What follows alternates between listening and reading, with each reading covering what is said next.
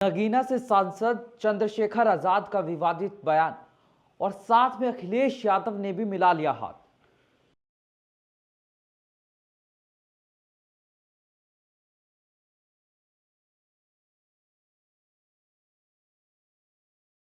और कुछ लोग जो पाप करते हैं अपने पाप धोने जाते हैं। आपने कहा तो देश में आस्था की डुबकी लगाई जा रही है महाकुंभ में, लेकिन वही सियासी पारा भी सियासत का है।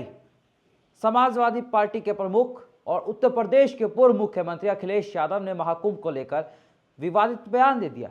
ऐसे में बड़े सवाल उठाए जा रहे हैं, क्या फिर अखिलेश यादव हिंदुओं की आस्था पर चोट मारने का काम कर रहे हैं? आखिर सनातनियों से समाजवादी पार्टी को क्या दिक्कत है? क्योंकि लगातार बीजेपी भी ये सवाल उठाती रही है समाजवादी पार्टी के ऊपर। देखिए, कहा तो देश की जनता महाकुंभ की सुंदरता को देखकर उसकी तरफ आकर्षित हो रही। भारत ही नहीं, देश विदेश से लोग आ रहे हैं महाकुंभ को देखने के लिए, आनंद लेने के लिए। लेकिन वही देश के राजनीतिक दल उसके ऊपर अपनी सियासत चमका रहे। अखिलेश यादव ने क्या कहा, अब आप पहले एक बार पूरा बयान जान लीजिए। और अगर आप कहो तो तमाम वो पिक्चर्स मैं शेयर कर सकता हूं आपसे जिसमें समय समय पे मैंने गंगा में स्नान लिया है। कम से कम वो भी शेयर करें जो दूसरों को कह रहे हैं कि गंगा में नहाओ। और कुंभ में जाने की जो परंपरा है वो कई मायनों में कई तरीके से परंपराएं हैं। कुछ लोग गंगा स्नान इसलिए करने जाते हैं पुण्य के लिए, कुछ दान के लिए जाते हैं, और कुछ लोग जो पाप करते हैं अपने पाप धोने जाते हैं। तो हम लोग पुण्य के लिए जाएंगे और दान के लिए जाएंगे।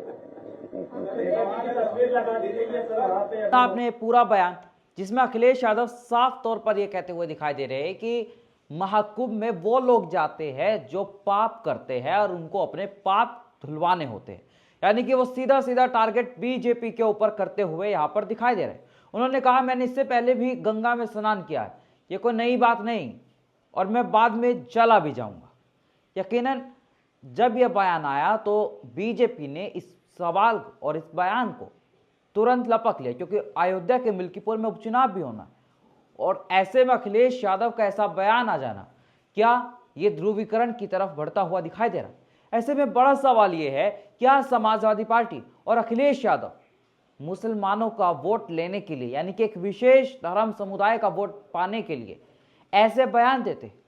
आखिर कब तक हिंदुओं की भावनाओं को आहत किया जाएगा? सवाल उठने लाजमी है। वही चंद्रशेखर आजाद भी यही बयान देते हैं और इसे पिच पर खेलते हुए दिखाई देते। उन्होंने भी कुछ दिन पहले बयान दिया था कि महाकुंभ में वो लोग जाते हैं जो लोग अपराध करते, जो लोग पाप करते हैं, अपने पापों को धुलवाने के लिए जाते। लगभग दोनों का बयान एक जैसा होता हुआ दिखाई दे रहा है, और दोनों ही एक विशेष धर्म समुदाय की सियासत करते। इसीलिए सवाल उठ रहे हैं। यह कोई पहली बार नहीं है, इससे पहले भी समाजवादी पार्टी के एक विधायक ने ऐसा बयान दिया था।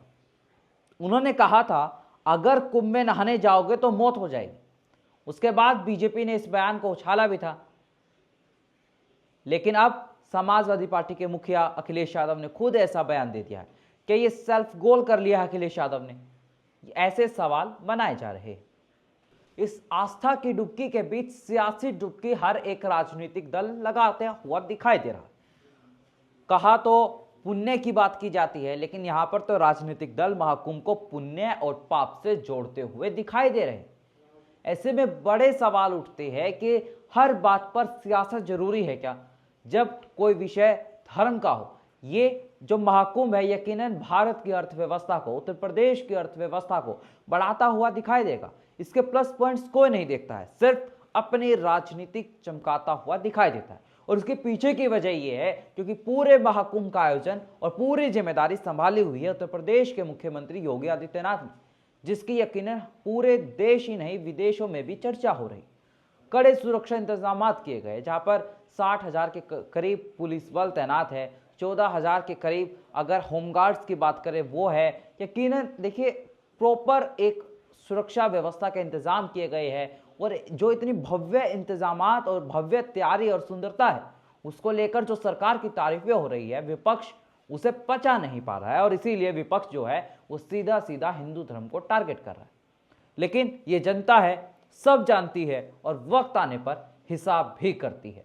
ऐसे ही देश और दुनिया की तमाम बड़ी खबरों के लिए देखते रहिए हिंदुस्तान 9।